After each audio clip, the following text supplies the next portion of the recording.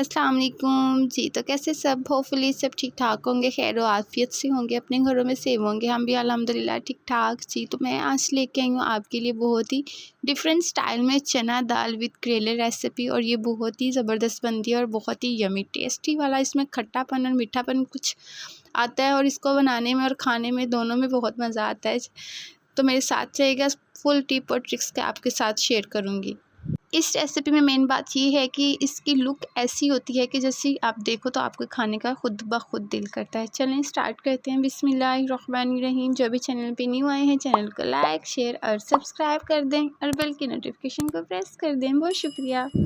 सबसे पहले आपने चने की दाल को अच्छे से धो के ठीक है भिगो के रख देना है फॉर 5 to 10 मिनट्स। ठीक है, उसके बाद आपने एक पतीले में पानी गर्म होने के लिए रख देना है और उसमें दाल को ऐड कर देना है उबालने के लिए। ठीक है, उसके बाद हमने इस तरह इस शेप में करेले कटिंग कर लिए थे। उसके बाद जो मेन स्टेप है यहाँ पे वो ये है कि हमने इसके ऊपर अच्छा खासा नमक लगाना है। ठीक है, नमक लगा के हमने हाथों की मदद से इस तरह इसको मैश करना है। अब यहाँ पे हमने इसको तब तक के लिए नमक लगा के रखना है जब तक ये पानी नहीं छोड़ देगा। जैसे ही इसने पानी छोड़ना स्टार्ट किया तो आप इसको वॉश करके तो धूप में रख दें।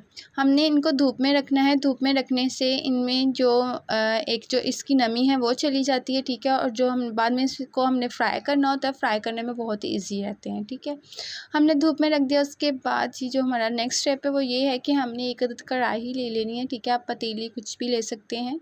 उसमें हमने ऑयल ऐड करने के बाद हमने इसमें करेले ऐड कर देने हैं जब वो धूप में सूख जाएंगे। ठीक है, सुखाने के बाद हमने ऐड करने हैं और उसके बाद चम्मच की मदद से हमने इनको अच्छे से फ्राई करना है। यहाँ पे आप तो चाहें तो डीप फ्राई भी कर सकते हैं, अगर तो आपके पास टाइम नहीं है तो। अगर तो टाइम है तो आप कम ऑयल में भी फ्राई कर सकते हैं।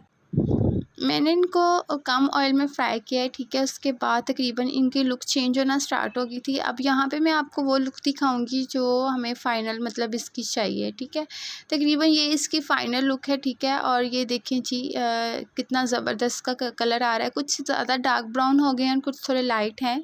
यही कम्बिनेशन बेस्ट रहता है, कुछ लाइट कुछ डार्क। अगर तो आप बिल्कुल ही ज़्यादा ब्राउन क्रिस्पी टाइप कर लेंगे तो वो इरिटेट करते हैं खाने में भी, और जायका भी उनका डिफरेंट होता है। सो हमने इनको एक अलग प्लेट में निकाल लिया था। प्लेट में निकालने के बाद आपने अब उसी ऑयल में प्याज को करना है सौटे। ठीक है, अब प्याज को भी हम थोड़ा सा ब्राउनिश शेड में बिल्कुल भी नहीं लेके आएंगे, इसको जस्ट हमने सौटे करना है कुछ इस तरह से। ठीक है, लाइट ऑन ऑफ करके दिखा रही थी आपको कुछ इसकी लुक। ठीक है, उसके बाद हमने इसका ये वाला जो कलर था वो ले आए थे हम। उसके बाद ही हमने इसमें हरी मिर्च ऐड कर दी थी। ठीक है, पेस्ट इसका ऐड कर दिया था हरी मिर्च का।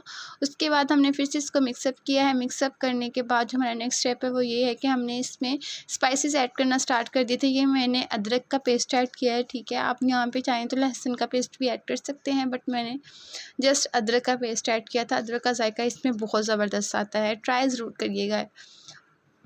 उसके बाद हमने हल्दी ऐड की है। हल्दी ऐड करने के बाद हल्दी मैंने हाफ़ चम्मच ऐड किया है। उसके बाद मैंने लाल मिर्च पाउडर ऐड किया है। देन मैंने नमक सॉल्ट ऐड किया है और फिर मैंने जी इसमें सूखा धनिया ऐड किया है। ठीक है, फिर सब चीज़ों को हमने अच्छे से मिक्सअप करना है। मिक्सअप करने के बाद हमने इसमें पानी का कुछ तड़का सा लगा देना है। पानी ऐड करेंगे। पानी ऐड करने से ये होता है कि जो हमारे स्पाइसेस हैं वो अच्छे से इसमें मिक्सअप हो जाते हैं। मैं आपको इस रेसिपी का सीक्रेट बताऊं कि मैंने इसमें टमाटोज़ बिल्कुल भी नहीं ऐड किए। मैंने इसमें दही ऐड किया और दही का जो खट्टापन है, दही का जो जायका इसके अंदर बहुत ही ज़बरदस्त और बहुत ही डिफरेंट और बहुत ही टेस्टी आता है। जैसे मैंने इसको अंदर दही ऐड किया, मैंने दही के तकरीबन 3 स्पून ऐड किए थे। ठीक है, नॉर्मल साइज़ के मैंने ऐड किए थे। उसके बाद हमने दाल ऐड करना स्टार्ट कर दी, क्योंकि दाल हमारी उबल चुकी थी, हमने बॉयल कर ली थी। हमने बॉयल होने के लिए इसको रखा हुआ था। सबसे पहला स्टेप हमारा यही था। सो जैसे ये बॉयल हो गई है हमने इसको इसके अंदर ऐड कर दिया है। और अब हम दाल को ऐड करके तो हम चना दाल को ऐड करके हमने जस्ट 5 मिनट के लिए इसको इसी घी में भुनाई करनी है। ठीक है, भुनाई करने के बाद हमने इसमें करेले ऐड करने हैं और फिर इन दोनों चीज़ों की हम भुनाई अच्छे से करेंगे। ये देखें जी, तकरीबन हमने 5 से 10 मिनट के लिए इन दोनों चीज़ों की भुनाई करनी है और ये इनका फिर बहुत ही ज़बरदस्त टेस्ट आता है, बहुत ही ज़बरदस्त ये खाने में लगते हैं। और बाद में आपने इनको ऊपर ढक्कन दे देना है जस्ट फॉर 5 मिनट्स के लिए और हल्की आंच कर देनी है। ठीक है, और ये है जी कुछ फाइनल लुक, चेक करें जी, बहुत ही ज़बरदस्त, बहुत ही यमी टेस्ट, बहुत ही आला टेस्ट है इसका, और ज़रूर घर में ट्राई करिएगा और मुझे बेस्ट वाला फ़ीडबैक दीजिएगा। डिस्क्रिप्शन बॉक्स में ज़रूर जाके लिंक्स चेक कर लीजिएगा इंस्टाग्राम का, फेसबुक पेज का, उनको प्लीज़ फॉलो, लाइक, शेयर और कमेंट ज़रूर करिएगा। जैसे ही आपने इनको सर्व करना है, सर्व करने के बाद आपने इसमें गरम मसाला ऊपर स्प्रिंकल कर देना है। उसकी रेसिपी मेरे चैनल पे मौजूद है, किंग ऑफ द मसाला, बहुत ही ज़बरदस्त मैंने बनाया था। प्लीज़ उसका लिंक मैं ज़रूर दूँगी डिस्क्रिप्शन में, आप वहाँ पे जाकर ज़रूर चेक करिएगा। वो मैं हर हंडिया में ऐड करती हूँ। अब मिलेंगे नेक्स्ट रेसिपी में, अपनी दुआ में याद रखिएगा कुकिंग विद उस्मा सलीम को। तब तक के लिए अल्लाह हाफिज़।